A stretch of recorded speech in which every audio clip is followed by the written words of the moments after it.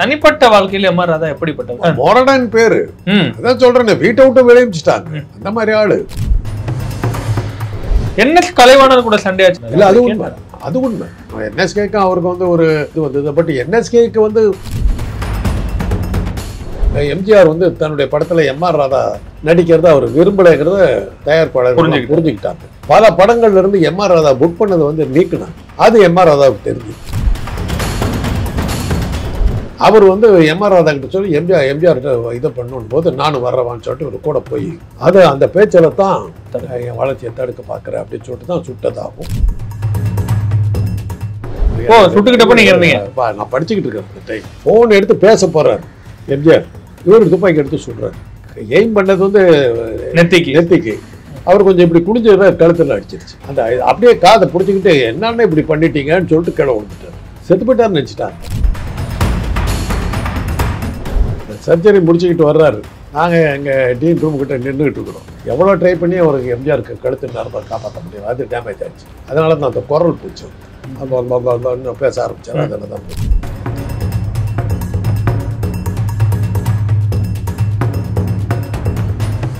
Bharat Institute of Higher Education and Research. உலக தமிழர்கள் அனைவருக்கும் வணக்கம். நான் உங்கள் ஜபீர் செந்தமிழ். இது அக்காட் வாய்ஸின் கருத்தும் களமும் நிகழ்ச்சி. இன்று நம்முடன் இணைந்திருக்கிறார் மருத்துவர் மற்றும் அரசியல் விமர்சகர் திரு காந்தராஜ் அவர்கள். வணக்கம்.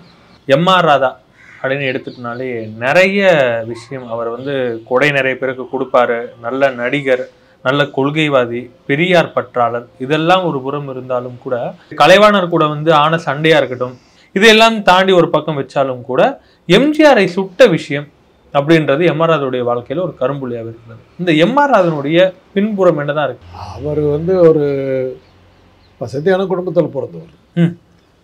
பிறந்த போதே அவர் வீட்லேயே அவருக்கு அண்ணன் தம்பிகள்லாம் இருந்தாங்க. இவர் கொஞ்சம் முரட்டுத்தனமாகவே தான் இருந்தார். சின்ன வயசுலேருந்து ஒரு முரட்டுத்தனமாக தான் இருந்திருக்காரு. அவருடைய வாழ்க்கை வரலாறு புக்கு என்கிட்ட இருக்குது. அதில் அவர் கிளீனாக எழுதுறாரு. அவங்க அப்பா ஏறத்தாழ இவரை கை விட்டார். அப்படி தான் அவர் நாடகத்துக்கு போயிட்டார். அவர் கை தேர்ந்த மெக்கானிக்காக, கார் மெக்கானிக்காவெல்லாம் இருந்து பெரிய இதாக போயிருக்க வேண்டியவர்.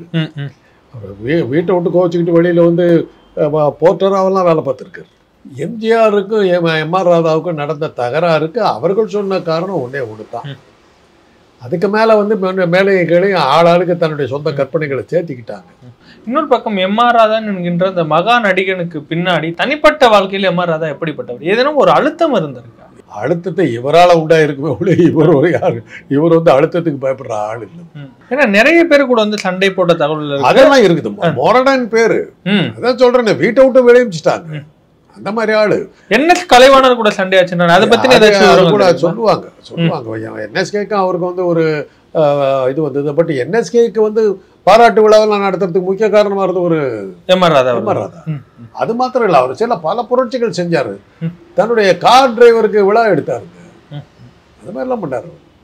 விபத்தெல்லாம் ஓட்டினாரு அப்படின்னு சொல்லிட்டு கார் டிரைவருக்கு விழா எடுத்த ஆசாமி. அது நிறைய வித்தியாசங்கள் இருக்குது. அவர் அழுத்தங்கள் பல நடிகர்கள், அதாவது யதார்த்தம் பொன்னுசாமி பிள்ளை யாரோ அவருடைய நாடக கம்பெனி நடந்துக்கிட்டு இருக்குது, இதாகிடுச்சு, நலிஞ்சு போயிடுச்சு. அதில் தான் சிவாஜி, எம்ஜிஆர் எல்லாமே நடிச்சுக்கிட்டு இருக்கிறாங்க. தைரியமாக இருங்கன்னு சொல்லிட்டு அந்த நாடக கம்பெனியில் இருந்த அத்தனை பற்றி எடுத்துகிட்டு வந்து இவர் நாடக கம்பெனி ஆரம்பித்து அத்தனை பற்றி தன்னுடைய கம்பெனி தான் வச்சுருந்தார். எம்ஜிஆர், சிவாஜி எல்லாம் அவர்கிட்ட தான் நடிச்சுக்கிட்டு இருந்தார். சாப்பாட்டுக்கு என்ன பண்ணுறதுக்கு தடுமாறுற நேரத்தில் கை கொடுத்து அந்த நாடக கம்பெனியை வச்சு அவருக்கு தயாரிப்பு தான் அத்தனைக்கும். இன்னொரு பக்கம் எம் ஆர் ராதாவை பார்க்கும்போது தெரியுது, எம் ஆர் ராதாவுக்கும் எம்ஜிஆருக்கும் அந்த சுட்ட கதையை சொல்லும் போது வந்து இவர் வந்து சுட்டுட்டாரா, எம்ஜிஆர் அவர்கள் திரும்பி அந்த ரத்த கையோடு வந்து என்னென்ன இப்படி பண்ணிட்டீங்க அப்படின்னு வந்து கேட்டதாக சொன்னார். இல்லை, அது உண்மை. அவர் ஃபோன் எடுத்து பேச போறாரு எம்ஜிஆர். இவர் துப்பாக்கி எடுத்து சொல்றாரு. அவர் எய்ம் பண்ணது வந்து நெத்திக்கு. அவர் கொஞ்சம் இப்படி குடிஞ்சத கழுத்தில் அடிச்சிருச்சு. அடிச்சு கீழே வந்துருச்சு புல்லட். அந்த அப்படியே காதை பிடிச்சிக்கிட்டு என்னன்னு இப்படி பண்ணிட்டீங்கன்னு சொல்லிட்டு கீழே விழுந்துட்டார். மயங்கி அப்படியே விழுந்துட்டார் கீழே. செத்து போயிட்டார் நினச்சிட்டாங்க. இவர் செத்து போயிட்டார் நினச்சிக்கிட்டு வெளியில் வந்து வாசலுக்கு வந்துட்டார். வந்து சுட்டாச்சுன்னு சொல்லிக்கிட்டு தன்னை சுட்டுக்கிட்டார். பாயிண்ட் பிளாங்க்ல வச்சுக்கிட்டு சுட்டுக்கிட்டார். இந்த குண்டு அடிச்சு மண்டையை பொழக்கிறதுக்கு சக்தியில் அந்த குண்டுக்கு வெளியே போயிடுச்சு. அவங்க 2 பேர்த்துக்கு வைத்தியம் பண்ணவர் என்னுடைய சீஃப் டாக்டர் சரச்சந்திரா. அந்த ஆப்ரேஷன் ஜிஎஸ்எல் தான் பண்ணாங்க. நீங்க இருந்தீங்களா மருத்துவமனையில் தான் சுட்டுக்கிட்டப்ப நீங்க இருந்தீங்க? நான் படிச்சுக்கிட்டு இருக்கேன் அந்த டைம். சரி, அவன் ஃபைனல் இயர் படிச்சுக்கிட்டு இருக்கிறேன். தேடி ஃபைனல் இயர் தான். ஃபைனல் இயர் ஆமாம், 67 ஃபைனல் இயர் வந்திருக்கேன். அங்கே போயிட்டோம். அப்போ சொல்கிறாரு, அந்த சர்ஜரி முடிச்சுக்கிட்டு வர்றாரு. நாங்கள் எங்கள் டீன் ரூம் கிட்ட நின்றுக்கிட்டு இருக்கிறோம். சொல்கிறாரு, என்னை பார்த்தாரு, பார்த்து பேசிக்கிட்டே வந்தார். ஏன்னா ஊருக்காரரு. அதனால் சொல்கிறாரு, என்னப்பா புல்லட் பண்ணுறானுங்க, ஓரளவும் புரியல. ஒரு ஆளுக்கு குண்டு பட்டு அது கீழே வந்து இங்கே இறங்கி நின்றுக்குச்சு. அவருக்கு ஒன்றும் ஆகல. பாயிண்ட் பிளாக்ல சுட்டுட்டு அதை ஒடிச்சுக்கிட்டு இந்த பக்கம் பிடிச்சி ஒரு சின்ன கீரல் தான் இருக்குது புல்லட். என்ன துப்பாக்கி செய்யறாங்க. பெரிய சர்ஜரியே பண்ணல அவங்க. பார்த்தா அது இங்கே வந்து நின்றுக்குச்சு. அது அப்போதைக்கு எடுக்க முடியல. ஃபர்ஸ்ட் எடுக்க முடியல அவங்களால. எடுத்தாக்கா கழுத்து நரம்பு இதாகிடும். எவ்வளோ ட்ரை பண்ணி அவருக்கு எம்ஜிஆருக்கு கழுத்து நரம்பை காப்பாற்ற முடியும். அது டேமேஜ் ஆச்சு. அதனால தான் அந்த குரல் போச்சு.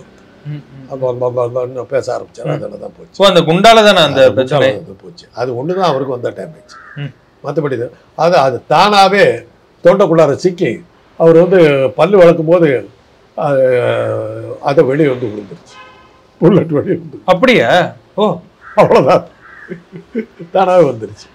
அவ்வளோதான். ஆக அப்போ தான் சொன்னாங்க, துப்பாக்கியில் கூட கலப்படம் பண்ணியிருக்காங்க இந்த ஊரில் அப்படின்னு. புல்லட்டில் கூட கலப்படம் பண்ணியிருக்கா 2 பேர் சாவு. அது அந்த அந்த நேரத்தில் இதெல்லாம் எதுக்காக சுட்டுக்கிட்டாங்கிறதுக்கு அவங்க சொன்ன காரணங்கள். அதுதான் நானும் கேட்க வந்தேன். பல்வேறு காரணங்கள் இருக்கு.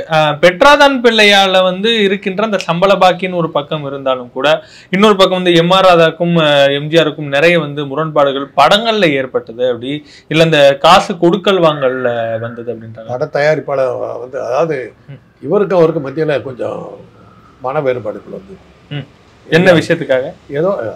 ஏதோ ஈகோ கிளாஷ் அவங்க 2 பேருக்குள்ள இருந்தது. அதனால நான் தான் சொன்னேனுங்களே, அப்போ வந்து எம்ஜிஆர் படமாக இருந்தாலும் சரி, சிவாஜி படமாக இருந்தாலும் சரி, அவங்க சொல்றவங்கள தான் போட முடியும். அது மாதிரி வரும்போது எம்ஜிஆர் வந்து தன்னுடைய படத்துல எம்.ஆர். ராதா நடிக்கிறத அவர் விரும்பலைங்கிறத தயாரிப்பாளர் புரிஞ்சுக்கிட்டாங்க. அவர் ஒன்றும் சொல்லலை. ஆனால் அவர் வந்து எம்.ஆர். ராதா போடுறத அவர் விரும்பலைங்கிறது புரிஞ்சுக்கிட்டதுனால பல படங்கள்ல இருந்து எம்.ஆர். ராதா புக் பண்ணதை வந்து நீக்குனாங்க. அது எம்.ஆர். ராதாவுக்கு தெரிஞ்சது.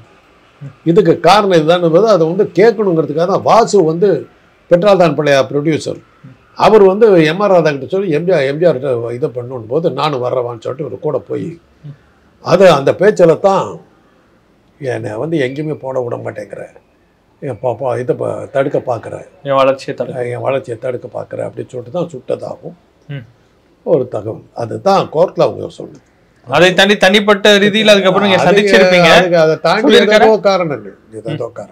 அது மாதிரி சிவாஜி வந்து ஒருத்தரை கொஞ்சம் ஓரம் கட்டினார். தேங்காய் சீனிவாசன் வந்து பல படங்கள்ல இருந்து சிவாஜி இது பண்ணார். தேங்காய் சீனிவாசன் வந்து எங்களுக்கு தூரத்து உறவினர். எங்கள் அண்ணங்கிட்ட வந்து சொன்னார், ராஜாராம் இப்படி கொஞ்சம் சிவாஜி இப்படி பண்ணுறா, அப்படி கொஞ்சம் பாரு அப்படின்னாரு. சிவாஜி ஐயா எங்களுக்கு அவரும் எங்களுக்கு கொஞ்சம் உறவினர் மாதிரி கூட வச்சுக்கலாம். போய் அப்புறம் எங்கள் மூத்த அண்ணன் ஜெய்சீலன் இருந்தார். அவர்கிட்ட சொல்லி என்னப்பா தேங்காய் சீனிவாசன் இது பண்ணுறாரு அப்படின்னோடனே போய் சொன்னதுக்கப்புறம் அப்புறம் சரியாயிடுச்சு. இதெல்லாம் வந்து எங்களுக்கு இந்த இது கண்ணதாசன் வந்து சிவாஜி அவர்களை வந்து கேவலப்படுத்தி இது பண்ணும்போது கண்ணதாசன் பாடலில் எழுதுறத சிவாஜி வேண்டாம். கண்ணதாசனுக்கும் எம்ஜிஆருக்கும் கூட முரண்பாடுகள் அப்படித்தானே வாலியை கொண்டு தான் 2 பேரும் சேர்ந்து தானே வாலியை கொண்டு கண்ணதாசன் ஒழிக்கணும் தானே கொண்டு. அப்புறம் பார்த்தா ஆரம்ப காலத்தில் வாலியினுடைய பாடல்கள்லாம் கொடுமை தான். கூந்தல் கருப்பு குங்கும சிவப்பதெல்லாம் இந்த மாதிரி எண்ணெயில் எடுத்து வெண்ணெயில் திரி எடுத்து வாழைப்பூ திரி எடுத்து இந்த மாதிரிலாம் பாட்டுக்கு இதெல்லாம் பாட்டானே கேட்க முடியாது. டியூன்ல ஒன்றை பார்க்க மாட்டேன். அதுக்கப்புறம் அப்படியே வந்து புரட்டி போட்டார். அதுக்கப்புறம் பிச்சு உதறிட்டு விட்டார். தத்துவங்களை போந்து விளையாட்டு விட்டார். கண்ணதாசனை தூக்கி அடிச்சிட்டார். அந்த அளவுக்கு வாலி போனார். அது வேறு ஆரம்ப கால பாடல்கள் வாலி பாடல்கள்லாம் கொடுமை தான். அப்படிப்பட்ட ஒரு கவிஞரை அறிமுகப்படுத்துறது சிவாஜி எம்ஜிஆர் 2 பேரும் சேர்ந்து அறிமுகப்படுத்துறது வாலி. கண்ணதாசன் மேலே வந்து கோபம். கருத்துக்களை பகிர்ந்து நேரத்தை பந்தமைக்கு நன்றிகள்.